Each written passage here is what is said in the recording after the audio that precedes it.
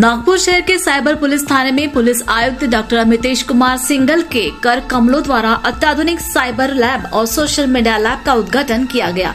इस पहल का उद्देश्य साइबर अपराधों पर प्रभावी नियंत्रण स्थापित करना तथा ऑनलाइन ठगी, सांप्रदायिक तनाव और अफवाहों पर सटीक निगरानी रखना है। इन लैब्स की सबसे विशेष बात है गरुड़ दृष्टि नामक उन्नत सॉफ्टवेयर, जिसकी सहायता से सोशल मीडिया प्लेटफॉर्म्स पर 24/7 निगरानी रखी जाएगी। इससे न केवल साइबर अपराधों की समय रहते पहचान संभव होगी, बल्कि आपराधिक गतिविधियों की जांच भी अधिक सटीक और तेज हो सकेगी। साइबर लैब में अत्याधुनिक तकनीकी उपकरणों का उपयोग किया गया है, जो जांच प्रक्रिया को न सिर्फ मजबूत बनाते हैं, बल्कि पुलिस को अपराधियों को शीघ्र पकड़ने में भी सहायता प्रदान करते हैं। इसके साथ ही डिजिटल साक्ष्य संकलन, डेटा विश्लेषण और सोशल मीडिया मॉनिटरिंग की सुविधा भी इन लैब्स के माध्यम से उपलब्ध कराई जाएगी। यह अत्याधुनिक पहल नागपुर पुलिस के अपराध नियंत्रण तंत्र को और अधिक मजबूत बनाएगी तथा आम जनता को एक सुरक्षित डिजिटल वातावरण प्रदान करने की दिशा में एक बड़ा कदम साबित होगी। इजाजत दीजिए, फिर मुलाकात होगी कुछ नई और अहम खबरों के साथ नागपुर न्यूज 24 में।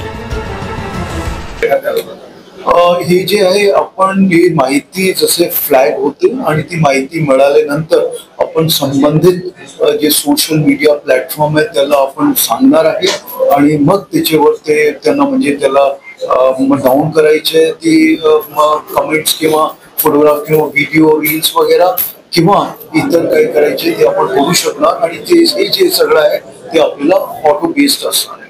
हे जे आहे थोडं डीप बेस्ड तुम्ही हे म्हणताय जे माहिती आहे तर ते याचे किती वापर होईल, कारण ही जे आहे हे अल्गोरिदम बेस्ड असतात आणि डीप किंवा फेक जे माहिती आहे त्याच्या कुठपर्यंत वापर आहे ते आपल्याला आता कळेल। वापर जसे जसा याच्या होईल आणि त्या अनुषंगाने जसे जसे आपला सिस्टम इंटेलिजंट होईल त्या अनुषंगाने आपल्याला त्याचा फायदा होणार आहे। जसं PI लेवलवर आम्ही API PSI आणि आमचे जे अंमलदार आहे फार मोठी संख्यामध्ये जवळपास 30-35च्या आपल्याकडे स्टाफ आहे। हे टूल्स जर व्यवस्थित वापरले तर त्याचे जास्त मॅनपॉवरची अशी गरज नसणार आहे आपल्याला। नुसते ऑब्झर्वेशन फार महत्वपूर्ण याच्यात राहणार आहे आणि अलर्ट जसे मिळतील अलर्ट अॅनलाइज आपल्याला करायचे, त्याच्यात जास्त मॅनपॉवरची अशी काही गरज राहणार नाही, परंतु ते टेक्निकली साऊंड आणि एज्युकेटेड राहिले पाहिजे याच्यावर आमचा फोकस राहील। ITMS जे आहे आणि बाकीचे जे सिस्टम आहे सध्या त्यांच्याबद्दल टेंडरिंग सिस्टम चालू आहे। जे टेंडर वगैरे झाल्यानंतर ही सगळी प्रक्रिया आपल्याला दिसेल, कारण तो सध्या त्याच्यात थोडासा अजून वेळ लागणार आहे, परंतु त्यासाठी आमची प्रक्रिया चालू आहे। ही जी आहे ऑनगोईंग प्रोसेस आहे, त्यांची ट्रेनिंग असो किंवा जसं शहरामध्ये काही काम पण चालू आहे आपल्या सगळ्यांना माहिती आहे। जर असला तर आपल्याला काही वेळेस ट्रॅफिक डायव्हर्ट करावा लागतो, थांबवावा लागतो किंवा वन वे करावा लागतो।